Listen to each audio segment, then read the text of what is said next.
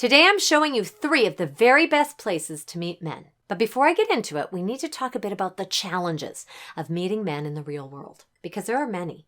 I vividly remember from back in my own dating days just how intimidating, not to mention difficult, it can be meeting someone face to face. In fact, it wasn't until I discovered these 3 best places that I'm going to tell you about to meet men that my own dating life really turned around. Now, if you've been following me for a while, you likely know the key points I talk about all the time. And at this point, you've done the work. You've put in the time. You get that you're the one doing the choosing. You know the importance of building up your self-confidence and your self-esteem and becoming aware of your autopilot type so that you don't go repeating the same toxic patterns in dating that so far have not gotten you that kind of loving, long-term committed relationship that you really want and deserve. So you're ready to try again, but now you're stuck. Where do you go? Where do you actually go to meet those quality men? Where's the pool of men like this you get to choose from? What are the best places to meet single men? How does he find you? These are the questions that I hear so often. And while online dating is great and becoming a more and more common and acceptable way of meeting a romantic partner, many of you have told me that you still would just rather meet someone the old-fashioned way, face-to-face, in person. After all, anyone can swipe right or left on a dating app and see who they connect with on some surface level, and these apps can be really useful if used properly, but really nothing beats actually meeting someone in the real world face-to-face. So with that in mind, here are a few ideas of the very best places to meet men that will help get you out of any rut that you may be stuck in and widen the circle of men that you're meeting. Here are 3 of the best places to meet men. Number 1, wherever someone like you goes. What is the real you enjoy doing? If you've done my beautiful, confident, radiant you program, you'll know what these are. The link is down in the description if you want to check it out. Think of places that reflect what you're most passionate about, the things you find yourself doing in your free time, the things you would choose to do if you could do anything that you wanted to. What does that look like to you? Well, if you're not sure, start small. Pick just one thing to focus on and see where that takes you. See, you meet someone as part of your journey, not at the end as the final destination, but as you go along. When we make the journey about meeting someone rather than the journey of being where we want to be, we find someone different than the one that we're actually looking for, the one that's meant for us. Now go back and replay that part again. Yeah, that's the opposite of what most of us have been doing, isn't it? It's almost counterintuitive. You meet someone in the space you create for him within your own life, not in the space that you need him to fill. That's such an important distinction for us to understand before we meet someone. Go back and listen to that part again too. Otherwise, we put out such strong feelers for someone who we think we need, rather than someone that we choose. Now, it may not seem like much of a difference at the time, but down the road, that difference, that one difference, almost always proves itself to be huge. Now, number 2, where someone like the person you want to meet goes. Now, I know this one probably sounds so simple, like common sense, but it's not as simple as you might think it is. So hear me out.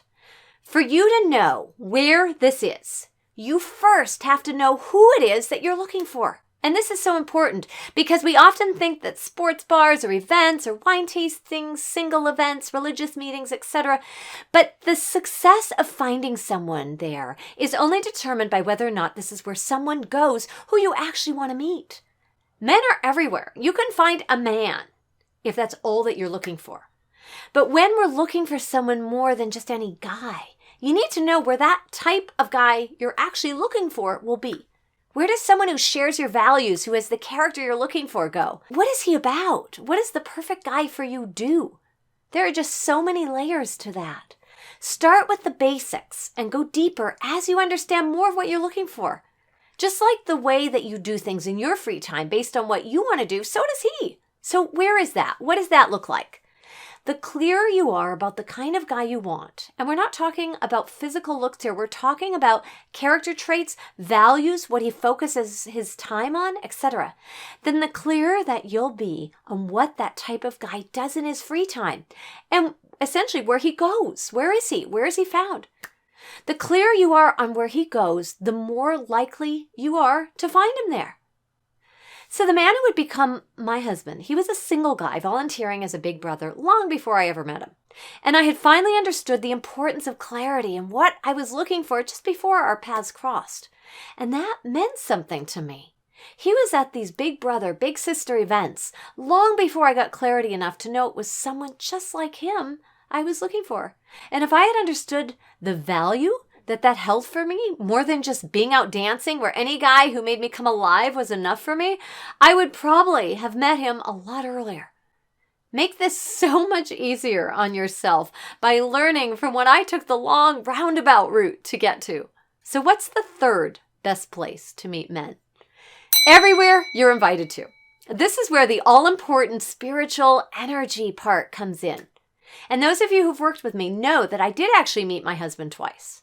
Both times I met him when I was invited out by friends to places I wasn't all that interested in going to, but I went anyway. See how that all worked together? Knowing the real you combined with clarity, with going everywhere you're invited to. Now, does this mean that you should always go out where you don't want to go just in case you might meet your own future husband there? Well, that's an entirely personal decision, but it can lead to a lot of discouragement if by the 10th time that you've done this, you still haven't met anyone. This is where having realistic expectations comes in.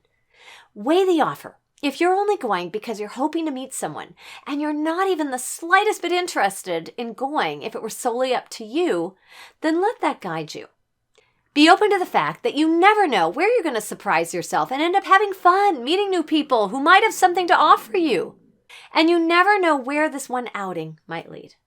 If you approach this with a spirit of optimism instead of the doomed, self-fulfilling prophecy of it never happens for me, you'll be surprised at how often something does happen for you. Will it happen the way you pictured it? Will it be exactly how you're expecting it to be? Probably not, but I can tell you it's not supposed to happen the way that we picture it. I can tell you from my own personal experience and from the experience of so many of the women I've had the pleasure of coaching through this, that it rarely happens the way that they expected it to. But as those of us who had all but ever given up hope on it ever happening for us, I can tell you this, it absolutely does happen. So skip the story that it won't, and be ready for the part of your story where it catches you off guard because you're looking back on where you are right now with the update to your story that it did. What about you, beautiful? What do you think are the best places to meet single men?